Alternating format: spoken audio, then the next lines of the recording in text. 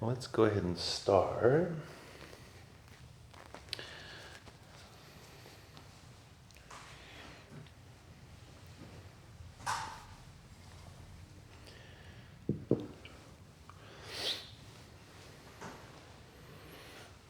Good evening. Nice to see everyone. I have a nice monitor so I can see folks who are here through the internet, as well as the people who are in the hall. So welcome everyone. So this is the second in a series of three lectures, which we titled Racialized Mind. And this is my attempt to see or to present where I see a connection between Buddhist teachings about mind and racial justice work. And last time I had started out by encouraging people to take up anti-racism work. If we had several classes that or circles that have been going on at the temple.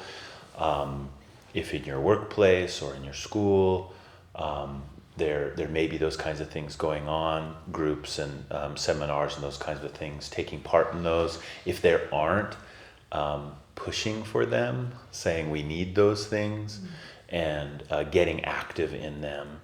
I'm so aware in talking about this that there's a danger in intellectualizing the work and not diving in to do the actuality of what it means to encounter racism and to work to undo racism. And so it feels like important to say that.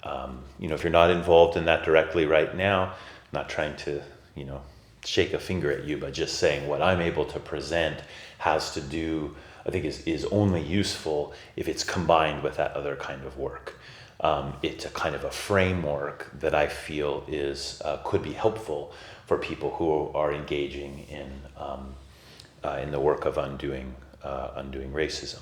And that undoing of racism doesn't only happen in seminars and those kinds of things. It happens in our life, but the kind of encounters that happen from being willing to really dig into our racial experience and our attitudes around race and racism and the way it is that we are day to day, the way we function day to day is really key.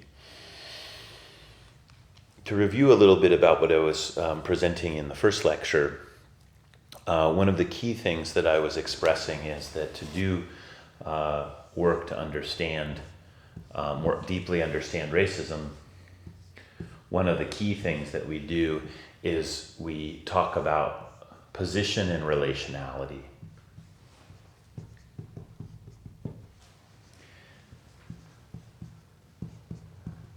Okay.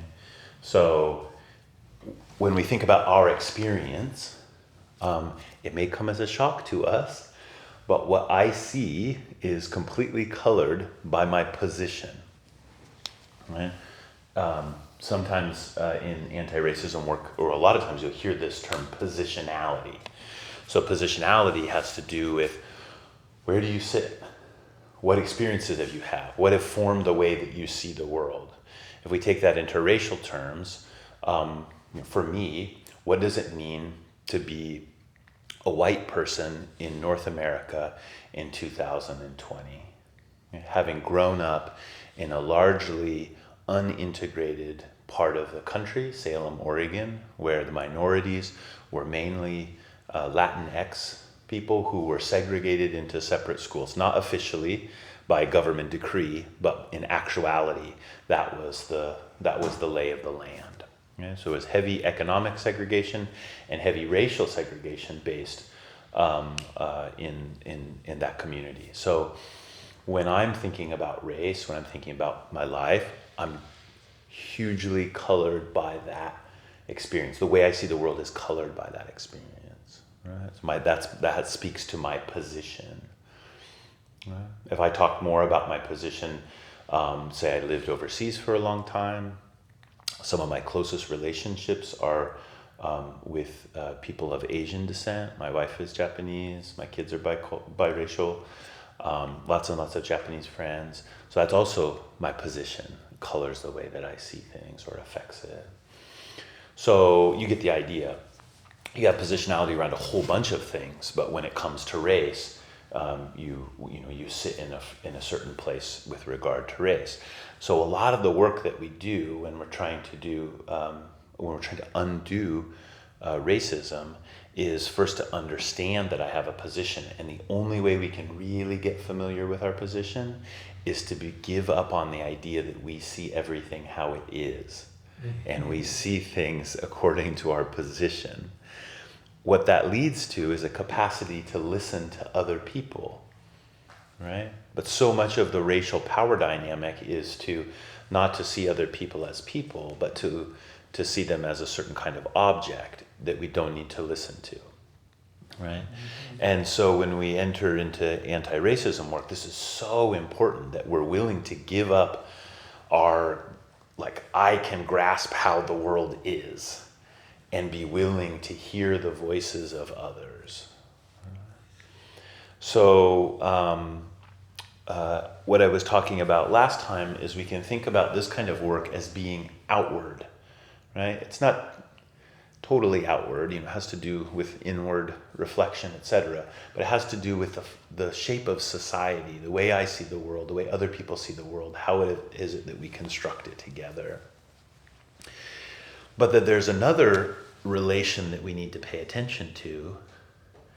And if I was saying that this is the field where we do a lot of anti-racism work, right? That we also need this anti-racism work. And rather than writing a person here, I'm just going to write a circle, or draw a circle to represent consciousness. So just like there's a position in the way we relate with other people, there is something about the condition of our consciousness. There's something about the way our consciousness is conditioned.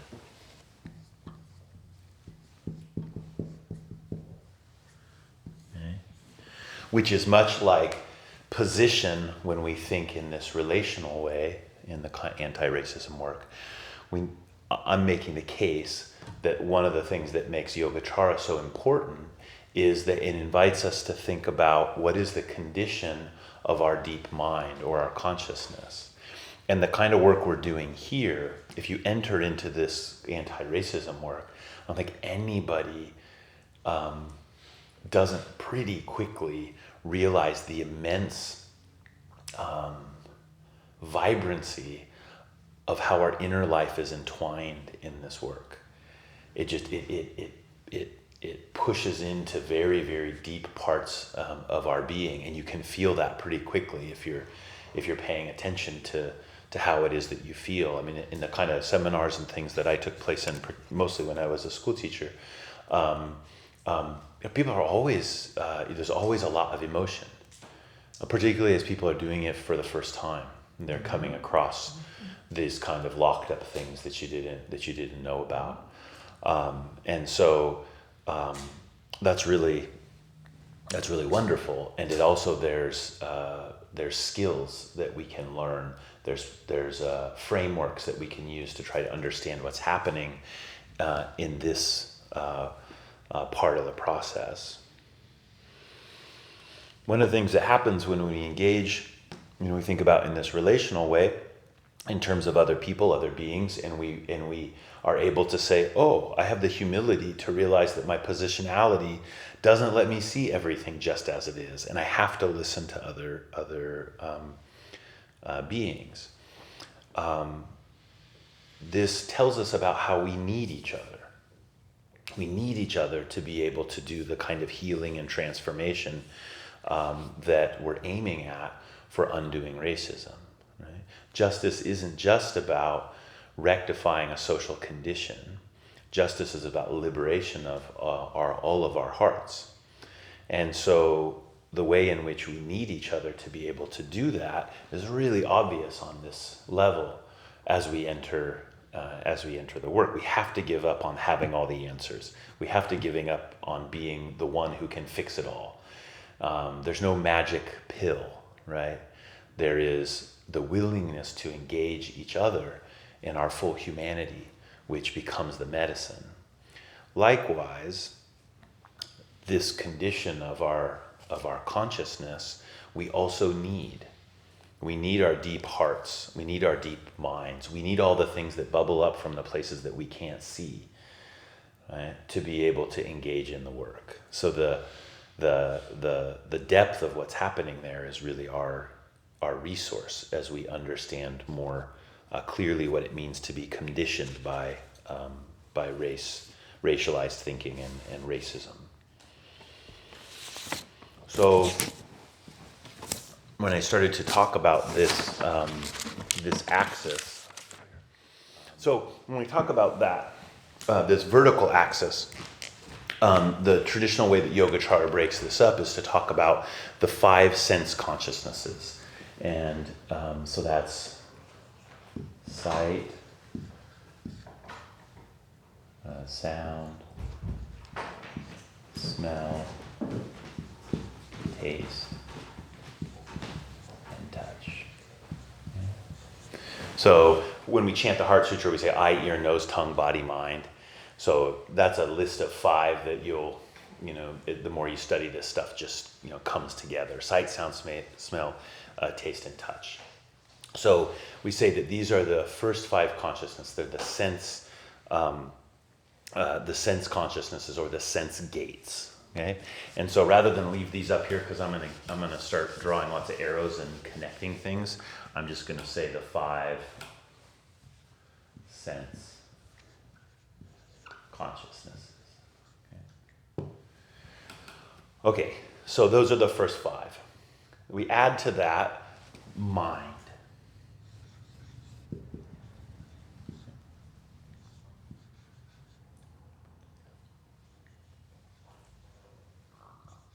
Manos is the word that's used in the Sanskrit term.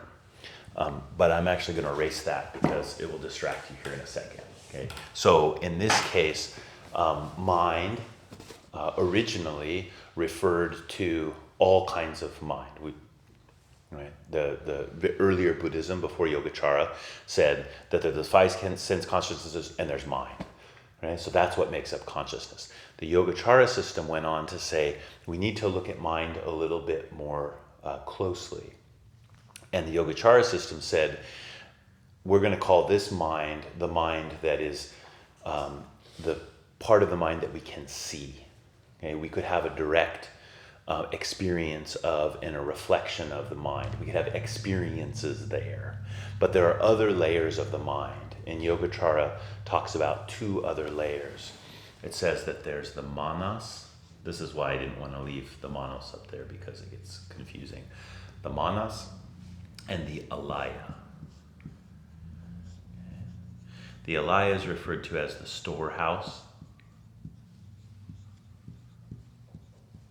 consciousness. The manas is the selfing consciousness. Now, the basic teaching here is that the threshold of our awareness is right here. So that what we experience and what we act through all happens right here. But that's not the only thing that's affecting our experience. It's not the only thing that constitutes how it is that the world appears to us. It's not just how we're thinking about it in a conscious sense, but it's this selfing and this storehouse consciousness which is working below the threshold of visibility, which affects what's happening up here in this area. This is really important when we're doing work on anything, but particularly around anti-racist work and trying to undo racial prejudices, is to try to understand, where is this programming in me? I'm not sitting around thinking racist thoughts purposefully, right? But there are racist thoughts and actions, speech that come through me. Right? And that may be very acute. Like you may have a strong feeling like, what's that, such and such a person, because they're such and such a race. You think something about them, or you have a reaction to them in some way. But it can also come through in very, very subtle ways that are, basically invisible without really deeply sensitizing ourselves to what's going on there. Right? So there's the basic idea here being that in this process, there's all kinds of things that flow.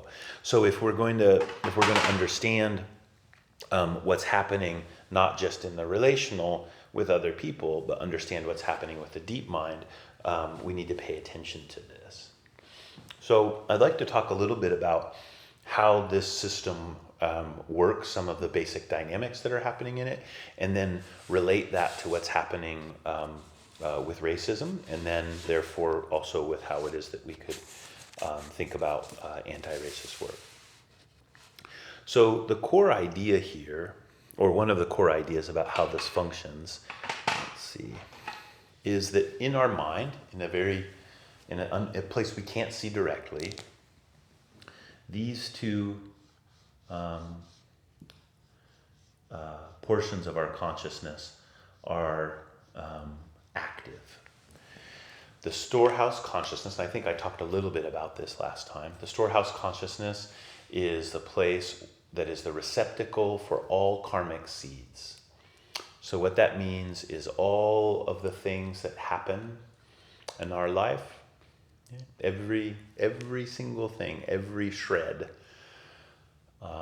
leaves impressions down here in the storehouse consciousness, right? Which we refer to as karmic seeds.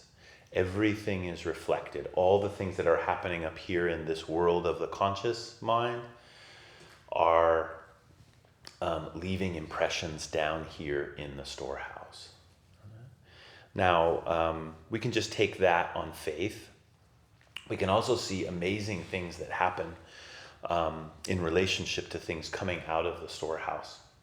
When you wake up to something that you just had no idea had affected you in such a way, maybe it came from 20 or 30 years ago, and you're in a situation, and all of a sudden you just see things in this way. It's like something just pops out of a place you'd totally forgotten about it, right? That's a kind of example of how what's in the storehouse can affect what's happening up here really quickly in a way that you can see if you're sensitized to it or if you're paying attention.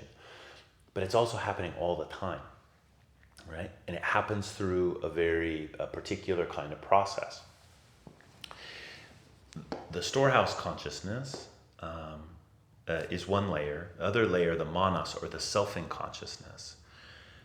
Core Yogacara teaching is that this level of the mind, where this stores everything, the manas, is always constructing the idea of a self. And the primary way that it does that is it takes the alaya, or the storehouse consciousness, as its object. Now this is a little bit technical, but what it means is that part of our consciousness looks at the storehouse, and what it sees in the storehouse is this kind of permanence. It sees, because the storehouse consciousness is totally able to receive everything, it has this certain kind of stability to it, has a certain kind of unchangingness to it. Even though it's changing all the time, seeds are going in and they're coming out or whatever, the mana sees its stability as unchangingness, okay? To kind of just use colloquial words for it. And the manas grabs onto it and calls it a self, right? This is the Yogacara explanation for why, if you sit and you feel like, I'm me, right? Can you just feel like, I'm me? This says that's where it comes from. There's no reason, from an objective standpoint, there's no reason for you to have that feeling. It's kind of a weird feeling, actually, with all the things that are going on that make this unit a unit. For me to think of it as a self that has some kind of permanency is a bit of a sleight of hand, right? And Yogacara says that that happens right here. Reason I'm explaining that is because we usually think of that as a sleight of hand that's happening up here, like it's happening in our conscious thinking mind. Yogacara says it's core to our subconscious that we create the idea of a self. Not just the intellectual idea of the self or a thinking habit of the self, but a deep-seated process which is continually creating and reinforcing this idea of a self.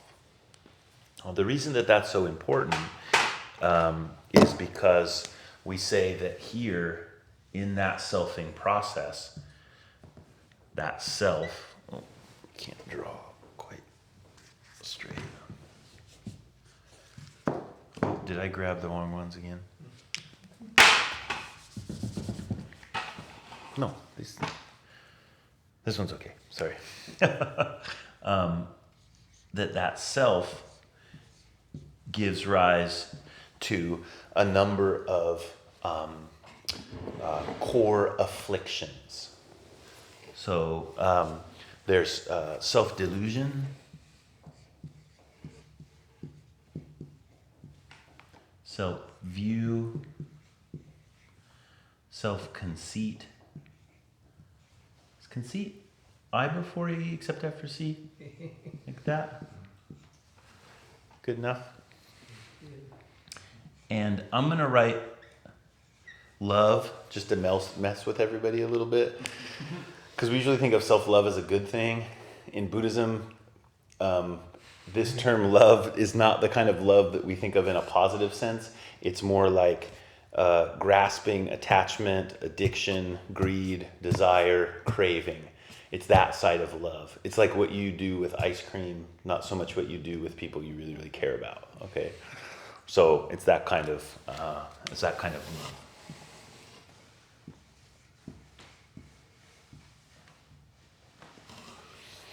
So through this creation of a self, Yogacara says we have these fundamental afflictions. Affliction means there's things that obscure the way that they obscure the world in an unskillful way. Right? And so self-delusion primarily is the way of seeing the world in which we don't recognize our total interdependence. Right? Self-view is we start seeing the world through the idea of a permanently abiding self, that I am a concrete being which is seeing a world, right, that is also made up of concrete other beings, which are all the objects of my awareness. Right? Self-conceit sometimes is just the sense, the self-conceit of I am, but it's also self-conceit that tends to put me above. Right? As I have a self, I want to be in a higher position. It can reverse if the conceit, putting myself in a higher position, doesn't work out. It may try to do the opposite, which is always put myself in a lower position because it can't. It needs to create its relationship with other beings. And then self-addiction or self-grasping or self-love is a place where we're continually grasping after the fulfillment of whatever that self thinks it needs to do to protect itself or to keep itself viable. Right? So these are different flavors, but if we basically just think about it as an affliction of selfing, an affliction of creating this permanent self. Now, again, this is all happening on this level, but these afflictions then extend up into the mind. Okay? Oh, I could draw these. They form the basis for the way it is that we see the world. It forms the basis for what we pay attention to. It forms the basis for the way it is that a phenomena appears to us. So if we come back up here into this area of the five sense consciousness and the mind, a lot of the mind's work happens independent of the five sense consciousnesses, right? Like you can just close your eyes and plug your ears and think about things, right? But as phenomena appear in the world, particularly as we're out working with other beings, with other people, we're constantly in the process of creating that experience. Now, what this process tells us is that the manas is grasping onto the storehouse consciousness and its incessant selfing of what it finds here in the storehouse consciousness, it now will manifest into the world. It will see things in accordance with the way that it's selfing these previous experiences. So if we think about the kind of things that we may study when we're studying like implicit bias, for example, within racial justice work, you know, people who deny implicit bias, I just I don't understand where they're coming from. I don't know how you can be alive and not realize that there's implicit bias in things. I mean, just the way you see the world is so colored by your experience, right? Mm-hmm. And I mean, that just seems so fundamental. But Yogacara takes that to another level to say, even the things that we will pay attention to are defined by the karmic processes that are deep within our consciousness. So it's not just that we all see the same thing and we see it a little different. Even what we see will be different, right? What we see will be different because the mind is working together with those sense consciousnesses to change the way it is that we see things. So, for example, in the kind of work that you may do in studying race, one of those really interesting things to do is when they try to establish skin color in relationship to race. People will say, "Oh, so race is skin color." Well, turns out if you get a group of people together that you can identify as being in certain racial groups, and you take a little card that has different skin colors on it, and you go around and you check people's skin color, not as different as you thought. And some are very inverse. People who you will say that you may recognize as, oh, that person's white, will have a skin tone that is darker than somebody who may be Asian or Latino. But our mind will actually see a darker color, right? Because within the context of all the information that we're looking at, we will actually darken the perception. Our mind will focus on the pigment that is in one person's complexion because we're looking for we live in a racialized world and our mind is racialized. So we start to create those visual effects. And this can be measured, right? And if you do any kind of work with anti-racism, this is the kind of thing that people might bring up. That the idea that race is skin color is really is a fabrication on a bunch of levels. It's a social construct for the purpose of being able to control people and wield power. But the purpose of being able to wield power through racializing has planted seeds here which affect everybody the way it is that we see the world.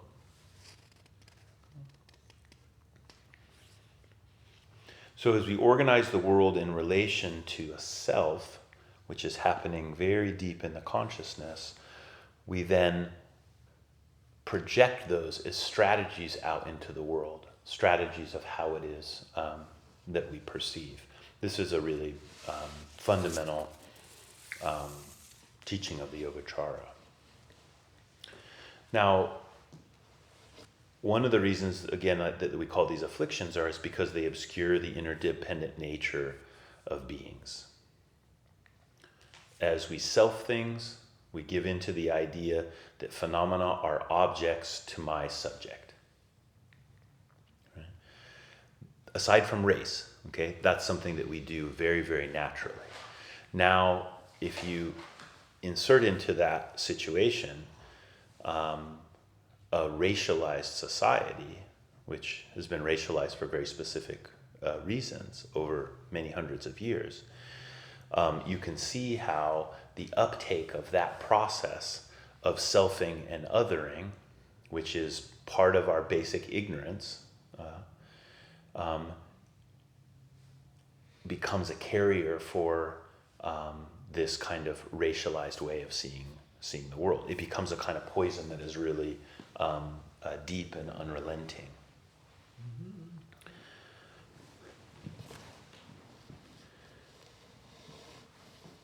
So I'll just say a couple more things, and then if see if there's any people have any questions about that part.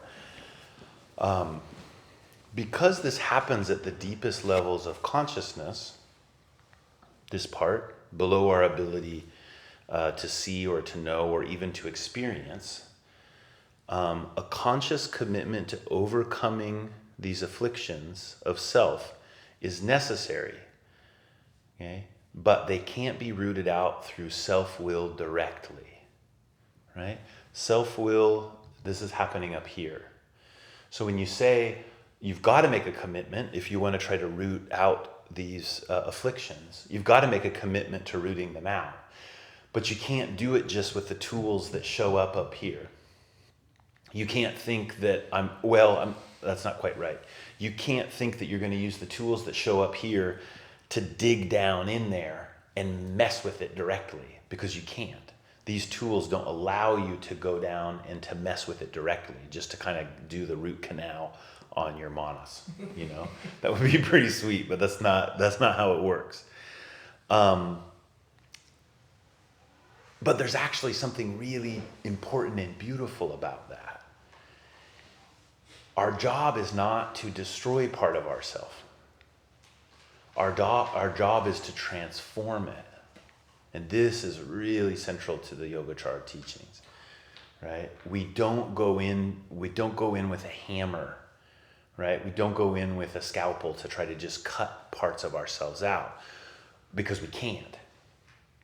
But also because that kind of ill will, that kind of hatred, that kind of aversion is the very thing that creates this problem in the first place, or it's one of the central afflictions. When we talk about what comes from delusion, otherwise known as ignorance, we usually talk about greed and hate as being greed, hate, and delusion. Those are like the we call them the three poisons in Buddhism, right? So the fact that we can't go there directly with our will, while that seems as a kind of deficiency, actually, it's much better situation, because we would just replicate the karma if we could go in swinging with a hammer.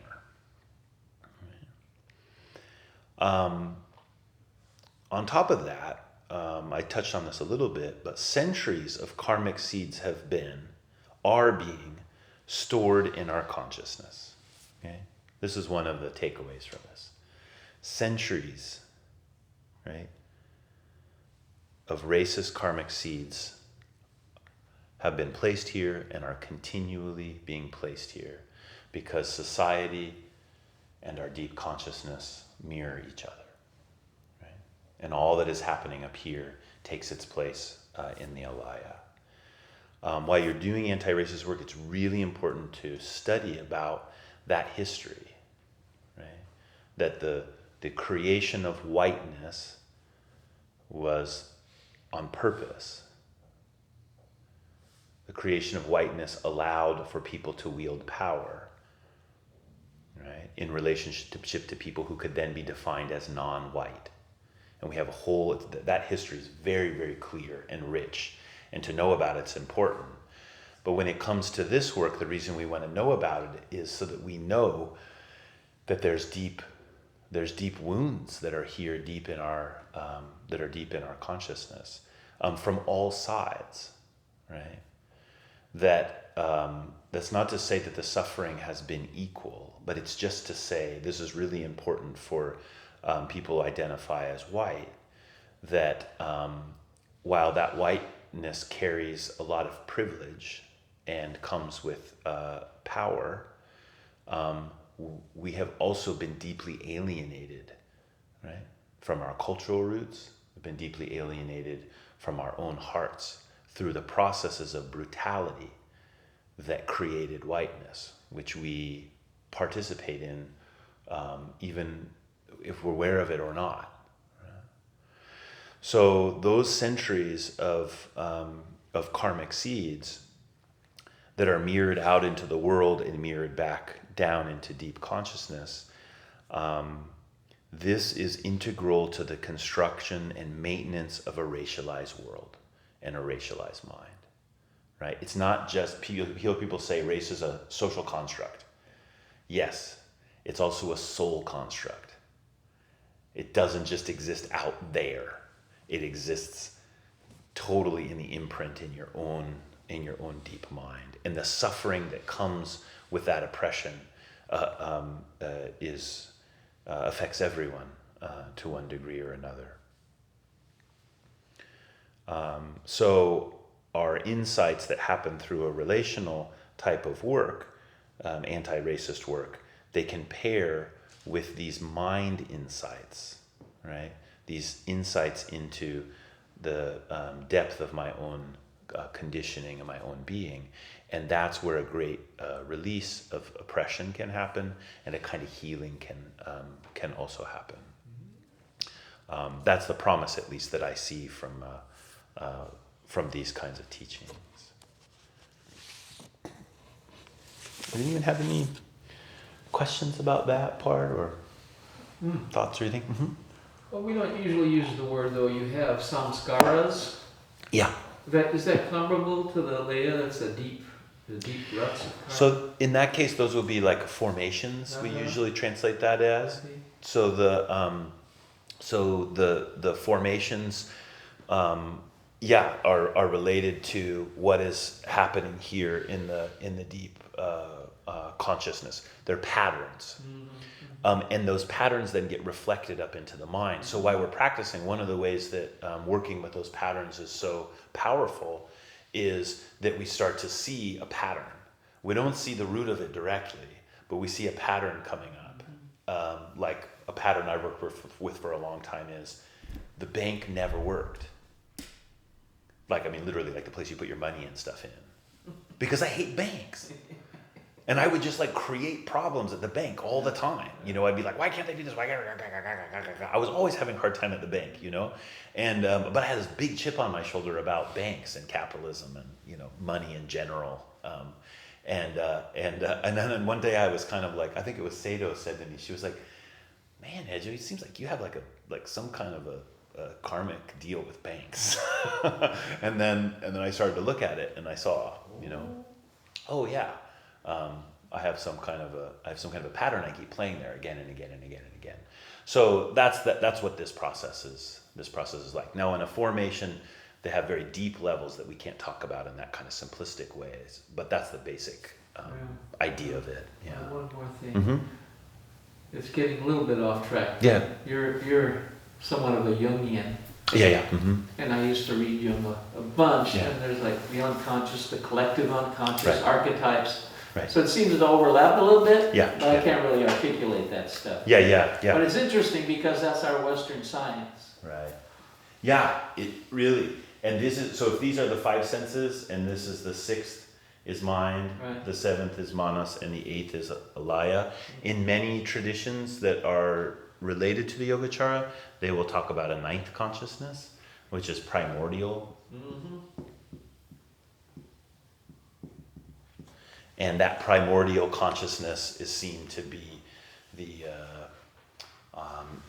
I don't want to say it is the collective unconscious, but to say that it points in that similar direction that Jung would have gone. I prefer to just talk about 8 because I believe that we can talk about the alaya's nature as being primordial. And because of that primordial nature, it has the capacity to receive seeds.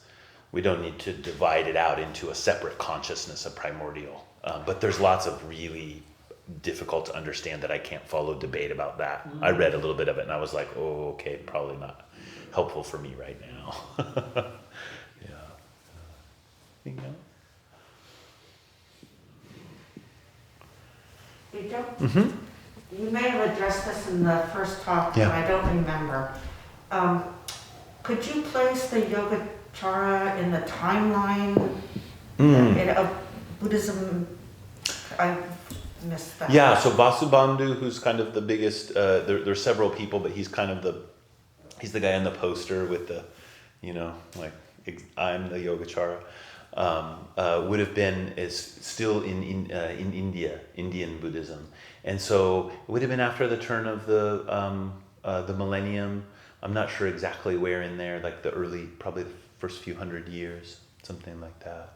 And so it became a huge influence on all of the later schools of Mahayana Buddhism. In a way, Yogacara was related to another movement within Buddhism called Abhidharma, which is usually a term. In its historical sense, it's much more complex than this, but now is usually termed to refer to like Theravadan teachings on the mind, on the structure of mind, on structure of consciousness, structure of experience. Yogacara is oftentimes we would talk about that being the Mahayana version of that same thing, had different flavor, different approach to what awakening is. But then those teachings influenced definitely Zen as Buddhism in China. The schools of Zen were developed. It was very affected by this stream of thinking, which again has many different schools with different approaches and different things. Our legends tell us that Bodhidharma came to China with just one sutra, and that was the Lankavatara Sutra. And the Lankavatara Sutra is highly related to the Yogacara teachings and the Tathagata Garbha teachings. So right there at that root. And then within a couple generations, the core text changed to the Diamond Sutra. So most of the early Chan teachers were Diamond Sutra focused. Right. Yeah.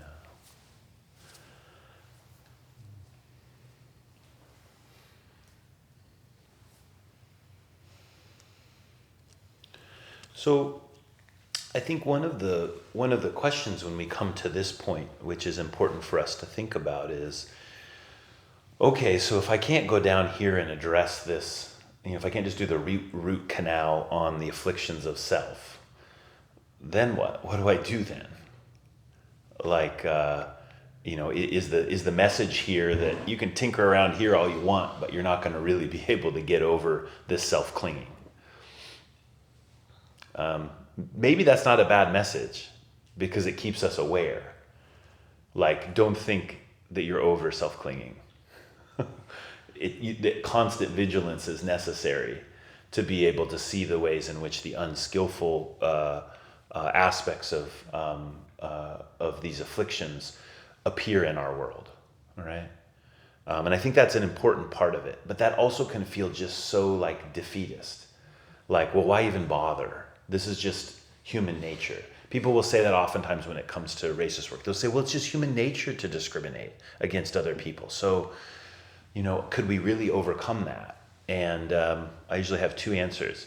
Racism isn't just one garden variety of humans being mean to other people. It is an insidious, purposely constructed torment and scourge on our humanity, which is not like just, well, I don't really like people who are short or something like that.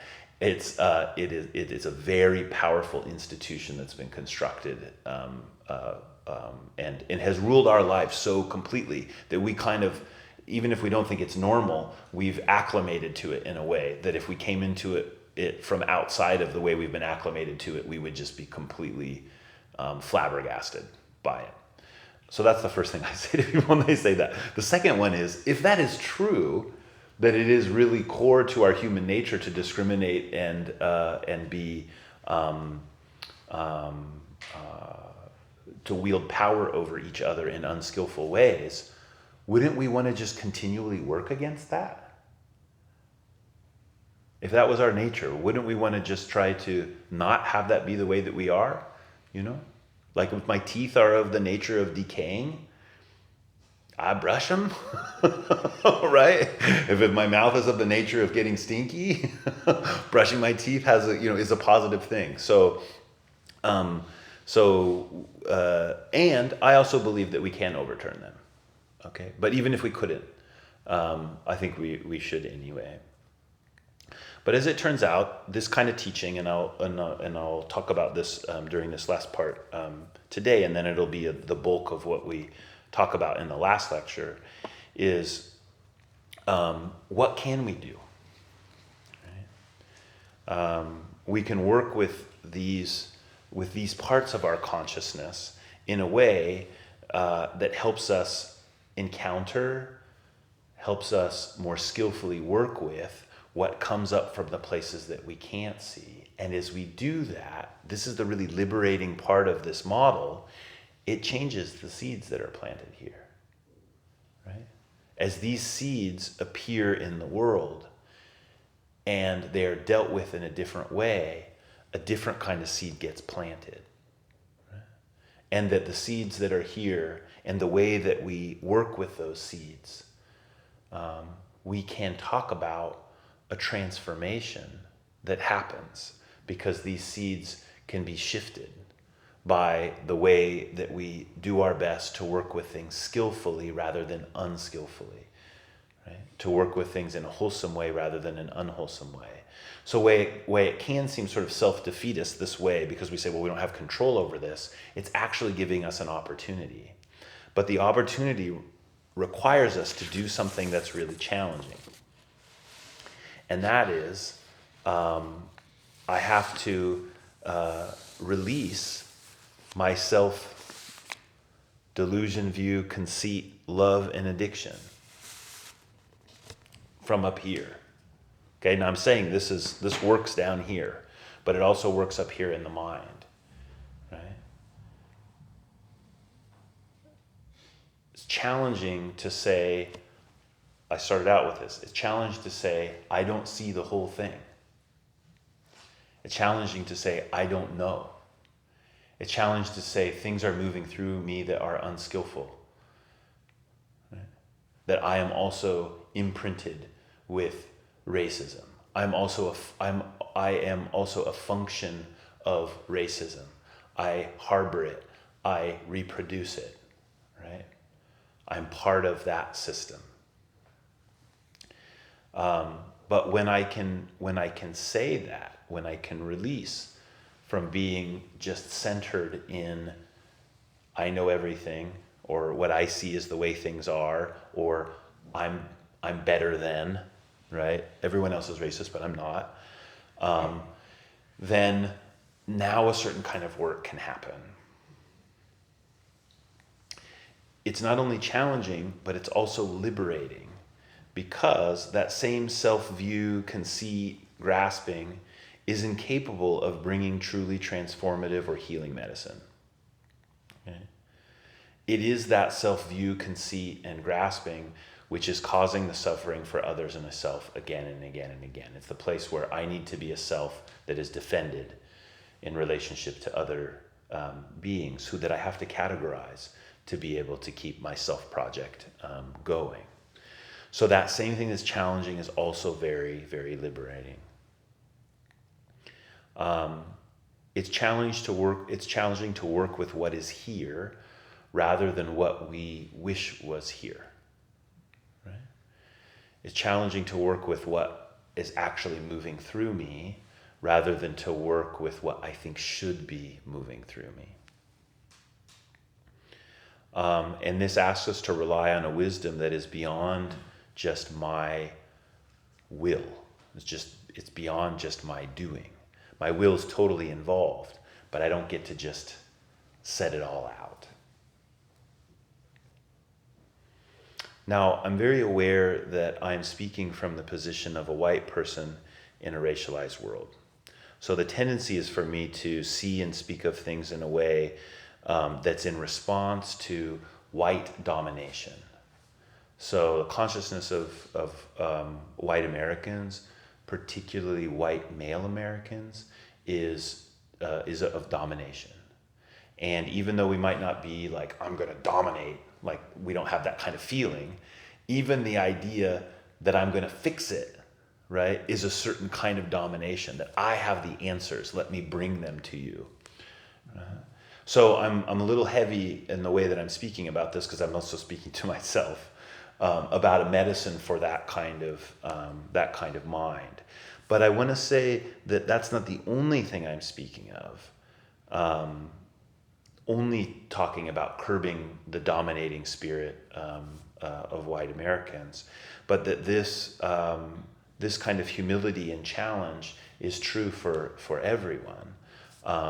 White Americans are just a lot less practiced at it.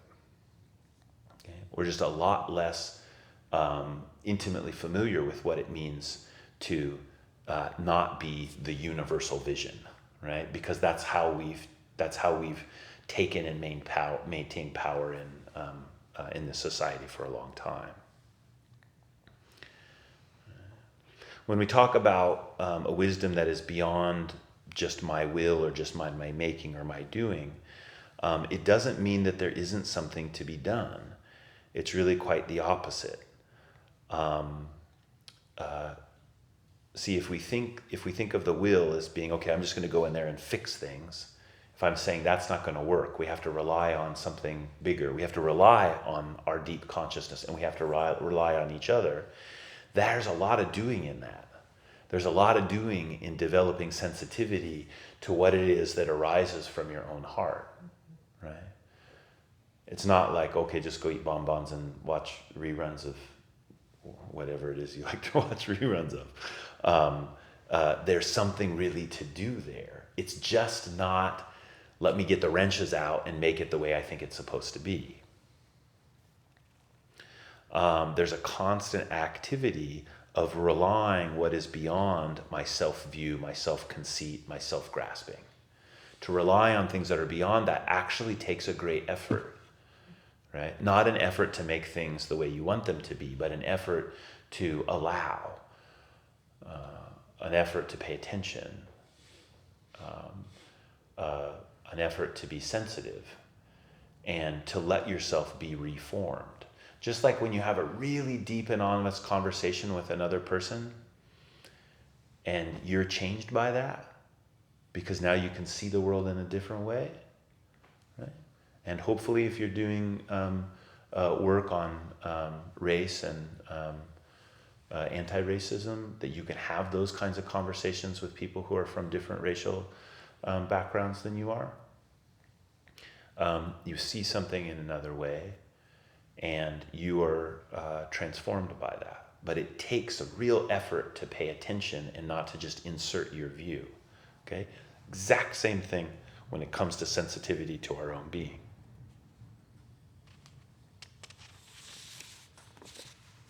So a core activity then in this work becomes attending to experience, attending to what can be seen. And so if we think about the way in which our what did I write? Do you ever do that? You write something, you're just like, what the heck was that? I have no idea. It starts with a P.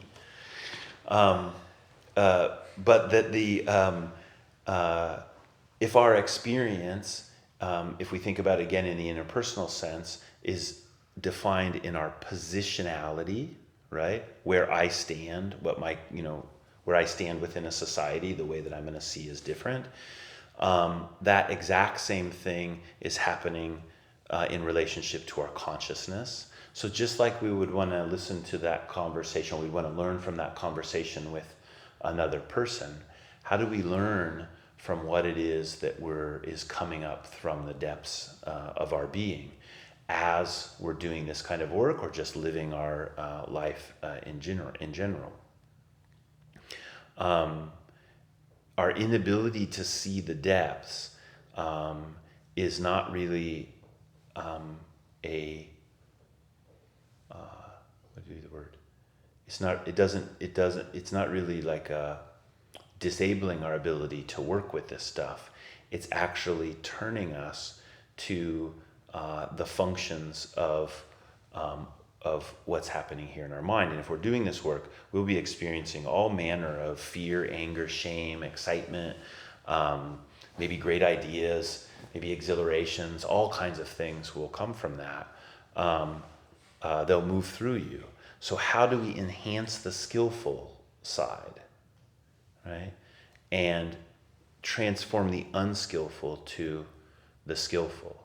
So if some difficult thing's moving through me, some very tight feeling, some very prejudiced feeling, again, if I just hate it, I will replicate the difficulties of these afflictions.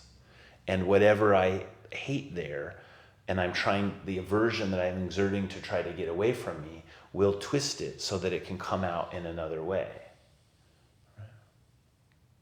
Or we'll just hold it down, and maybe we get really strong at holding it down, but as soon as we get distracted or we weaken for some reason and we take our hand away, boom, there it is again. It doesn't really transform. So that becomes the big question. We can't just fight with these things. We have to find a way to transform them. So how do we do that? So I'll give you an idea about that. The first and foremost thing is attention. Making room for the unskillful. Right?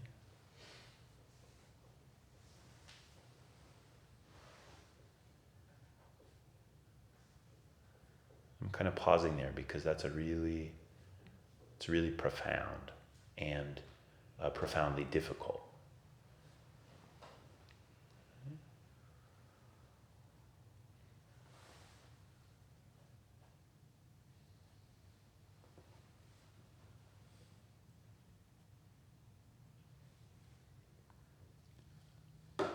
The unskillful things might be your own attitudes about other racial groups. They may be feelings that come up in relationship to that.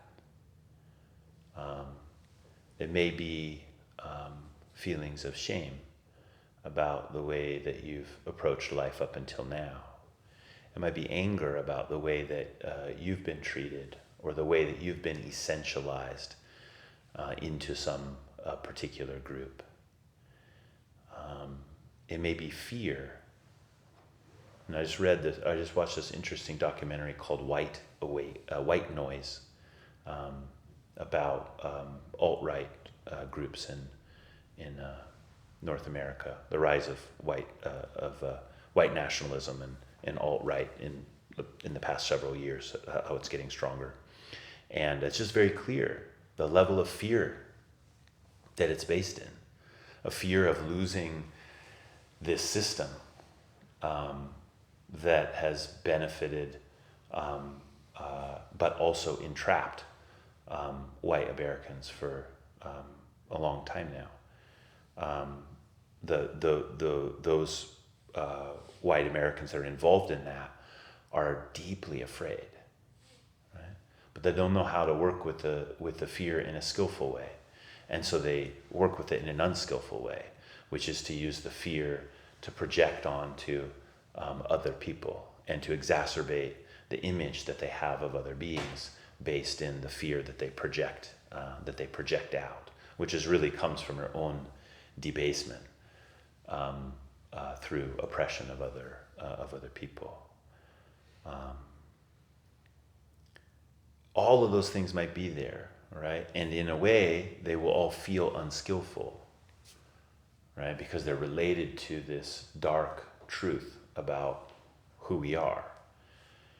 But we have to attend to those experiences.